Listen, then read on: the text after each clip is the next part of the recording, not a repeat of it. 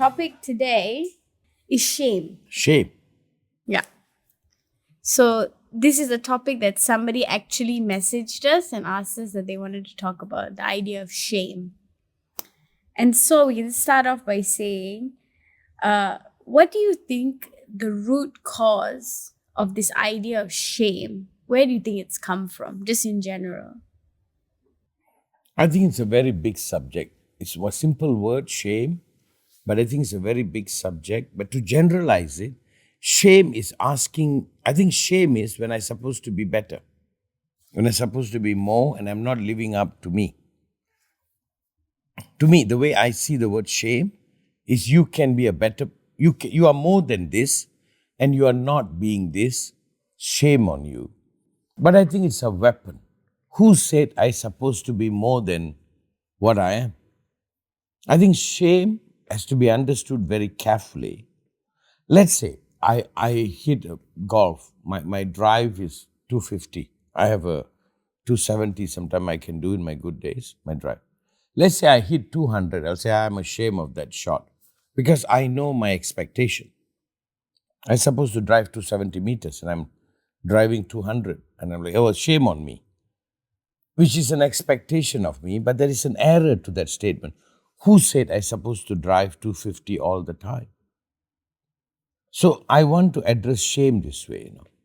It is a weapon that is used by people who expect us to be more without understanding our reality. Right? Is there something right about shame? Is the standard I hold myself to? Is that the way you would say that shame can guide us? Yes. But you must understand, shame also indicates you almost must go and kill yourself.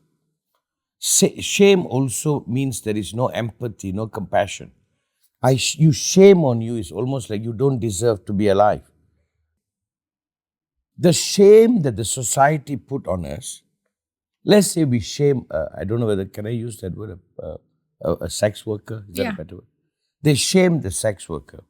Shame on me that I didn't love the person enough, take care of the person, given the person opportunity that they don't have to do that. Shame is many times people avoiding their own responsibility, throwing it onto somebody else. Yeah, and also shame can be like shame on me for passing judgment to something that maybe I perceive as less, but that person might perceive as more. Yeah. And I think we must understand neutral, on a neutral aspect of the word shame is, I expect more out of me. That's the most positive expression. I expect that when I drive, when I do my golf, I hit the mark I should. But the shame must not be a condemnation, must also be a self-acceptance, I'm human. So I don't believe in shaming anybody. I don't believe. I think there are occasions you should hold somebody, say that shame on you, you know better. But shame is only applicable when I can help it and I don't do right by it. Shame is not applicable if it's just a human quality. Right? So we have to understand this word shame very carefully. I don't think anybody should be ashamed of themselves. I think everybody should accept they're human and everybody should struggle in being human. I think shame has brought enough people to suicide, enough people to depression. It is very easy to expect you to be perfect. It's very easy to say Tiger Woods should at all time, I don't know why I'm talking about golf today, but should drive a perfect drive. He should have a flawless character. I think it's a society's way of being wrong to another, feeling they are righteous. Right? It is shame on me to shame you. Let's begin with that. So, shame is a weapon, and anybody who shames you is not necessarily a friend. But I can hold myself in a standard that if I don't live up to that standard, shame on me. Right? It should be like a mild tap, a mild correction, but it should not be so paralyzing? Yeah, that's the right word. I think we we don't accept the humanness of us. Yeah, because I one of the questions I have here is, why are so many people driven by shame and embarrassment? I think of sometimes when you go to a club, we're all dancing. Go and just dance. And the person I think who dances the best is the person who dances freely. But then those are the people who are too ashamed and too embarrassed to even get on the dance floor and join the party because of that feeling. Why are they so driven by that? Why are they so afraid of what everybody else has to say? No, you don't understand what the word shame means to each individual. Shame means you don't deserve to live. You don't fit into this world. We're going to ostracize you. Shame also means I can do anything to you. Those days, there's the walk of shame. Somebody has committed adultery, they walk of shame. People stone them. So in a tribal culture, shame means if you are shamed, I can do anything to you, and that's a horror. Shame means normal rule don't apply. I can hurt you. I can ostracize you. It also means death. So for somebody to be afraid to go into the dance floor, they feel like if they mess up, they are going to be dead. We don't use the word shame casually, playfully. So shame is a very real thing. But I ask you this question.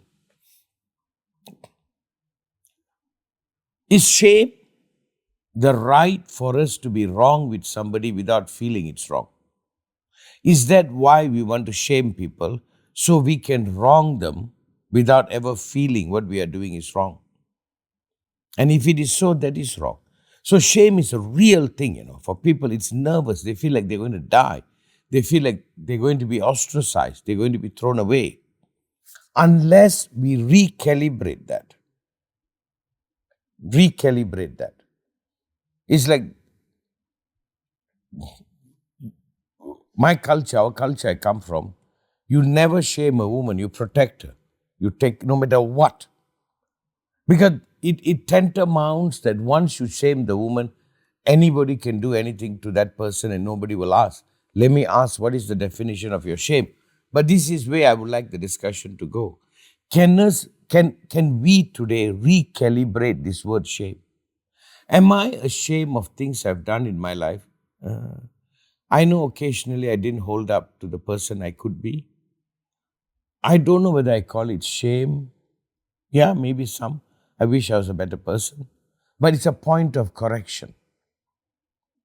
And it's a point of everybody watching me live that correction. Right? Watching me live that correction.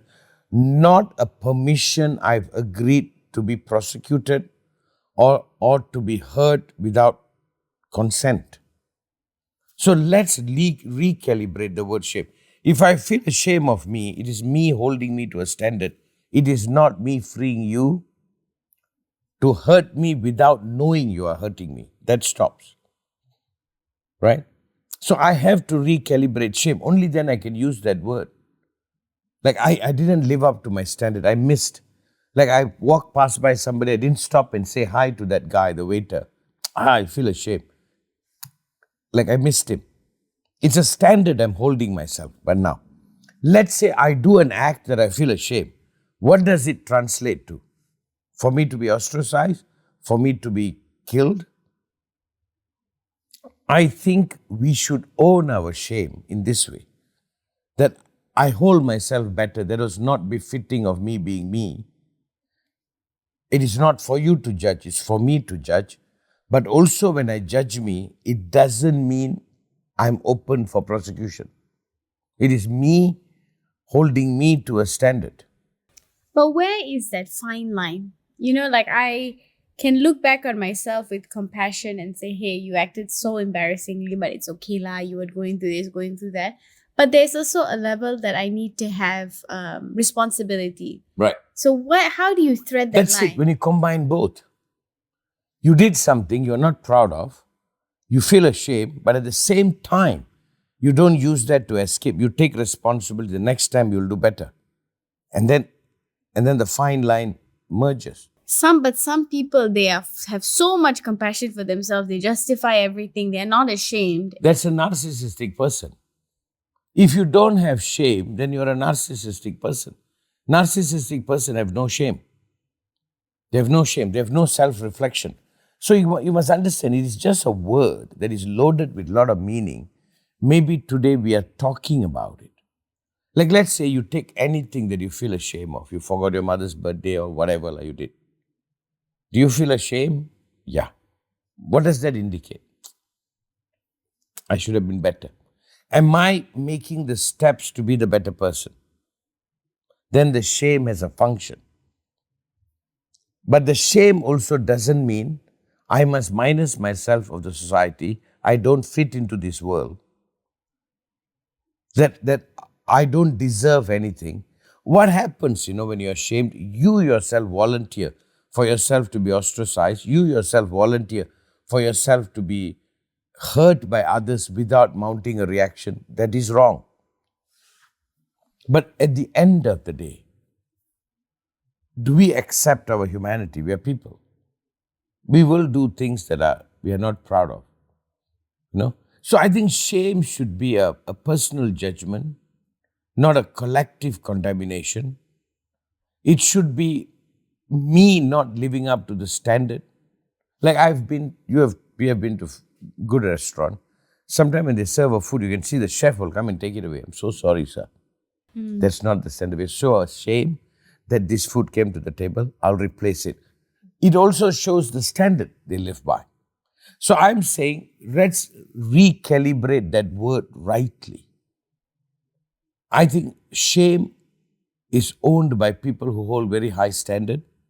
Shame is also weaponized by people so you can be attacked without conscience. Now, I ask a question. Should I hold that experience of shame as me? Like, should I feel ashamed of me?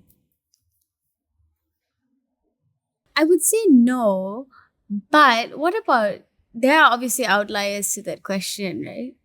There are obviously people who are like pedophiles and things like that. But they don't feel ashamed. But sometimes they do. Have you heard of those stories where they will know they have these desires and they will already try and report themselves to the authorities so that they are taken out of the situation? Then that's what shame's supposed to do. You see, shame is like within us that we have a value system that doesn't allow. But I guess what you're asking is more like, should we shame the whole self versus the Right. part of the self that's Yeah. shameful? No, I think how we address that word shame. Like, I'm ashamed of myself about something, let's say. What does that tell me? Come on. Be better. Come on. Use it. It is an indication that is not acceptable by you. So it should create a proactive. You should act on the word shame. Shame on you of not being a good father. But so many people become stifled by it. Explain the word stifle. Stifled meaning like, I am so ashamed of cheating on my partner. I never deserve a relationship again. I'm so ashamed that I served you this disgusting meal. I don't even deserve to cook in this restaurant anymore. Maybe they shouldn't. Maybe they shouldn't cook in the restaurant. Maybe they shouldn't have a relationship because they violated something very, very deep and true. Right? So shame also means maybe they cannot be trusted with something. And maybe they shouldn't be trusted, Maybe they shouldn't be trusted with something. Maybe. And that's how they hold themselves through. Like, I've talked to police officers who say many criminals willingly get caught because they think I don't deserve to be in the society. Then they are doing the right thing. You shouldn't be part of the society. But what I think I'm very afraid of this word is it's too loose. Yeah. And it can fall in the hand of the abuse. So the positive part of shame, I think, is I cannot hold myself to a standard. And if I violate that standard, then probably I don't deserve a relationship. Probably I don't deserve to cook in this restaurant. That's what it should mean. So I will be very careful whenever I encounter an act that is shameful because I know I must live with myself. Yeah. But what I'm worried about is shame can be used as a way of you negating yourself. Shame can be used as a means to destroy yourself, and that shouldn't be. I know we've talked about a lot on the show. When I first met her, she was very insecure. She felt a lot of just shame about the way she looked. She's so beautiful. She always has been. And she's grown into herself and flourished a lot. But she put a shame on herself. And I used to tell her, like, no, this is just not true. This is not how I see you. This is not how anybody sees you. But she had to get there on her own. But that shame kind of stemmed from, No, it was that's a bullying. non-truth. No, that is bullying. You are using the word shame. They made her apologize for being how she is. And that is a criminal action. Somebody makes you, oh, you should be thinner. You should be ashamed that you're No, not but thin. I'm not even certain that anybody really said it to her. It is something she felt for herself. I don't think that is possible. Without comparative, it's not possible. Or maybe it's an egoistical state. I should be more than what I am, and I'm not being more than I am, I'm being ashamed. Then she has to self-evaluate herself. It's her own thing doing it to herself. And we all do that to ourselves, right? I can look at myself in the mirror and be like, oh my God, you look so fat today. And for so many years, I've said that to myself. But the other day, I was like, oh, I kind of look a bit fat. And then I just looked at myself and I was like, what if you just didn't give a f-? And then I just left the house. But I had to get to that point. Yeah. And that's what shame gets you. You are thinking shame is a static state. I'm saying it's dynamic. Shame is not the end. Shame is almost the beginning or the midway. So shame, you cannot speak of it minus the process. Shame wakes a process up. Like if I'm racist, I must be shameful. That means I'm curing myself from being a racist, right? Yeah. I'm curing myself from being a racist. The word shame feels like fatalistic. If you put the word shame in a process of evolution, then it fits rightly. Like let's say she was shame about how she is. No, you're in the process of self-acceptance. Not only accepting you, accepting everybody else. I think the word shame, as we are discussing, it seemed to have a fatalistic note, and maybe that fatalistic note must be removed. That if you understand, I am in the process. Like I remember my early days painting. When I look at it nowadays, I go like, oh my God, I'm ashamed to call that my painting. But at that time, I didn't know. Now I look at it, I'm like, But that painting after 20 years has brought me to paint the way I do now. I'm like, wow, look at where I've come. I will never paint like that because I'm ashamed. That's not my standard. But this painting that I'm saying, wow, in 20 years, I'll go like, oh, what was I thinking? Yeah. I'm ashamed of that painting, There's a study around the world that they're trying to find out which is Rembrandt or which is Vermeer, which is Monet. Some of it is understudied, did. They cannot say it, but they only hold the standard. This cannot be Rembrandt. Even though some people say he might have painted it, but he said, no, that was maybe his early work, since we don't know.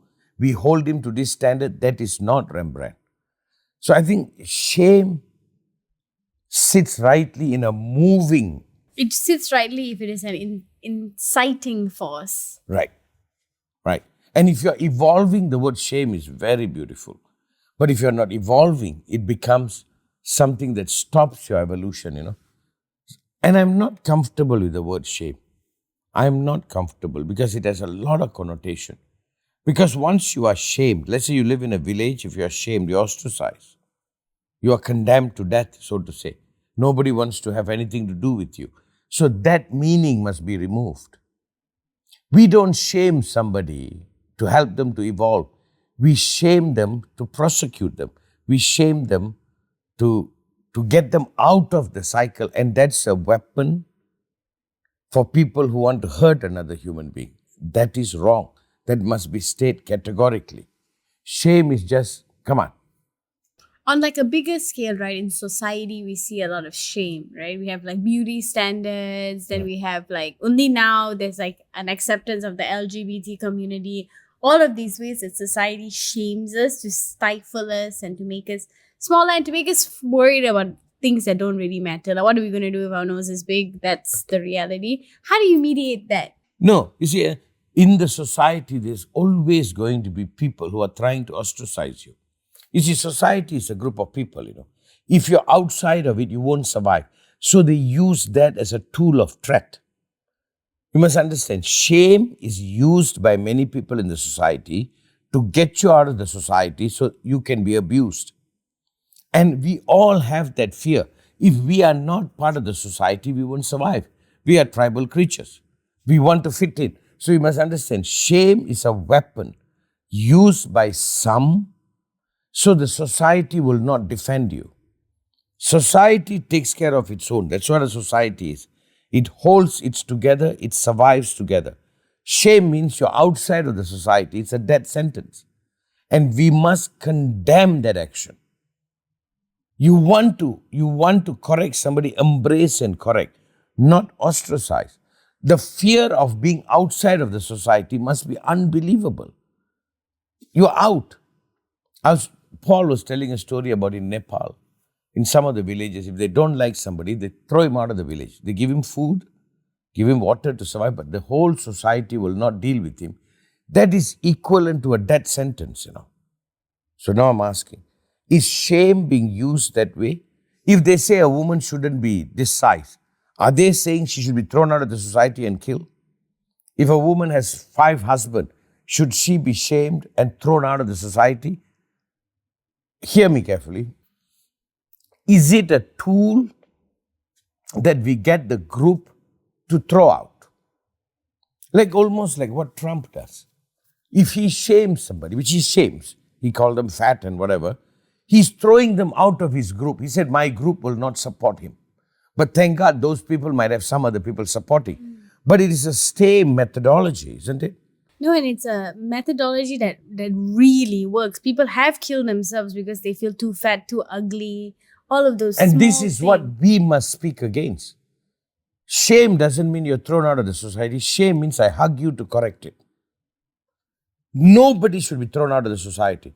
Even when we put somebody in prison, the society holds that person in captive, but the society is paying for him. So anybody that threatens to throw you out of the society, we are going to the Middle Ages. If you're not this belief system, if you're not this ideology, if you don't subscribe to this, we are going to throw you out of the society and kill you. I think that must end. That is inhuman. That is bullying. That is an evil tool, and this must be exposed for what it is. Like I had I don't know how to talk about it. There's a lady in my town grew up. She got pregnant at the age of 19 or something, had a child outside of marriage. She was my neighbor. Her whole life, she was always outside. She cannot attend functions. She cannot. My father, my family was, your tata was a kind of a guardian, takes care of her. But she lived next to us. But that is wrong. She was an 18 or 19-year-old girl who did whatever she did. Nobody prosecuted the guy who did it. But she, until she died, no, she's not dead. Until we left, until we left, until we left, she was always outside of the society. And you know what? She accepted that punishment.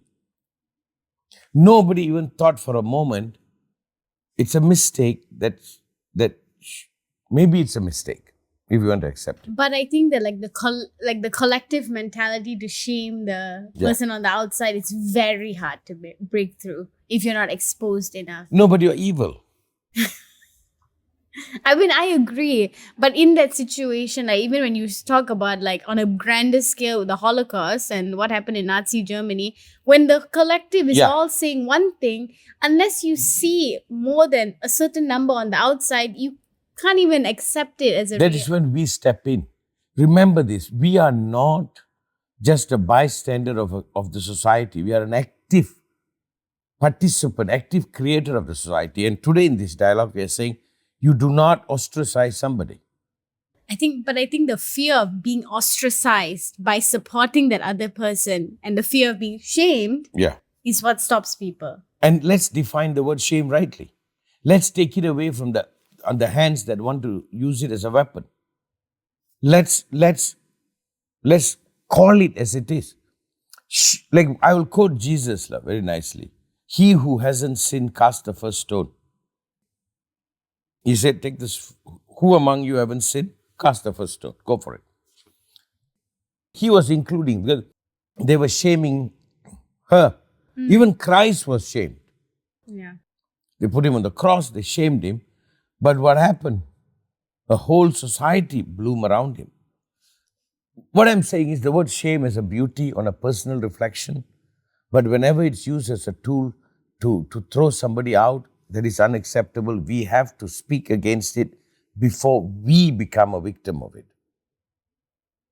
I must know there are people who will stand with me, who will not abandon me, provided my shame is a sense of correction. Then it doesn't become a condemnation. It's a very big subject. It's a live tool today. Politicians are using it. If you're pro-abortion or against abortion, they just shame you. They get you out. They know when you're out, you won't survive. Then anybody can do anything to you without conscience. They can just hurt you for no reason at all. And we must not allow that to be unleashed. At least we speak against it. And this is the first step. I'm not saying it's going to be over tomorrow, but we begin. But it has been beginning, especially now in this new generation and in this How? in so many ways, there's so much more acceptance in the That's world it. now. That's it. Even with fat people, they're like, put They are them as not models. fat people. They are healthy people. Yeah, agreed. But they were never allowed to be in billboards, to be models. Do you know, I tell you something. Who said having six-pack is the best thing for health? I used to know, his name is Dr. Fred. He's a chiropractor, kind of body genius. He said almost all who have six-pack will end up with him with back problem. He used to tell me, Master, maintain some tummy. I'm like, thank you. He says, who said nature designed us to be so lean that you must have body fat below 8%? No, I think it's society designed that to keep us Then distracted. help the society. Then fight against it. Who can maintain the perfect figure? And for what? The only reason my concern is health. Only reason. But being underweight is much more unhealthy actually than being overweight. I think, and like if you take weight, they just blame everything on the weight. It's like the whole world say just don't smoke, don't drink, you'll be healthy. That is not true. They just use it as a force to dismiss. Dismiss. Don't smoke, don't drink, you are healthy. Not really. You eat garbage food, you drink soda drinks. There is so many other things you are doing that is killing you. And they use that to blind this. And they just ostracize those people as though thinking they are doing the right thing and our life is moving on. I remember going to the airport. You are shoved into a small booth to smoke. I'm not saying it should be allowed. But outside there, they're serving Coke. They are serving alcohol. They are serving fat food. They are serving processed food. They are serving things that are definitely cancerous. Maybe they should be sent into a box too. You want to eat this burger, go inside the box because it's unhealthy. No, I'm not advocating for anything. I'm just putting an argument out. No, I think it's what you're trying to say is that, like, look, you're going to shame me for smoking. What about everything else? Yeah. Why not we just remove that concept and accept we're all imperfect humans? Yeah. And I'm not saying make smoking okay. By that, don't make drinking Coke okay. Don't make this okay. And tell, we have conditions. I want to embrace humanity. I don't want to break this group. I don't want to throw a single person out. I'm not saying there are no people that should be shunned. I know a guy with a funny haircut, older gentleman who's a politician in America, that I would like him to be outside of the tribe. I don't want to mention name. But if Even though you've mentioned his name on this if episode. I do that, I am no different than him. So I am in that dilemma too. I'm not saying I have a perfect solution. But what I'm saying is, it tantamounts to a punishment unbefitting the crime. You're telling somebody is out. Like sometimes vegetarians will say, we are vegetarian, you meat eaters are out. I'm like, you are doing the same thing. Is that okay? In the name of not killing, in the name of not being violent, you are being violent. Yeah. I'm not saying the vegetarians should eat meat, but I'm saying it should not translate. Apologize. I'm sorry I'm vegetarian, sir. The other guy say, I'm sorry I eat meat, sir. Let's get together. Let's sit together. Let's sit in a circle like the native Indian culture. Everybody sits in a circle and everybody has a voice and wonderful. They pass a Smoking pipe. I like that. I've been in that ceremony before. My friend chief What was in that smoking pipe, huh? tobacco, only tobacco as far as I know. But I like it. I am for celebrating being a human, which means I'm evolving, which means I might do something shameful, which means I've given the opportunity to correct myself, which means I will evolve. Because to shame somebody and to kick them out of the society is a death sentence, and nobody deserves that. Okay, we'll end it with a question. This is the Okay. person who asked us to speak on this topic. She said, "Can you speak about shame and how to heal from it or detach from it?" In the East, she said, speak on shame and how to heal from it, how to detach from it. In the East, we have a gesture, we put this hand. This is not praying to God or anything. This is without judgment, I accept you, and by that, I give myself the permission to accept me. This is a very beautiful gesture. When I put my hand together, I not only accept you, I create an atmosphere to accept me, and in that acceptance, I can grow. Let's say if you've done something shameful, how do you heal from it? Never be that person again.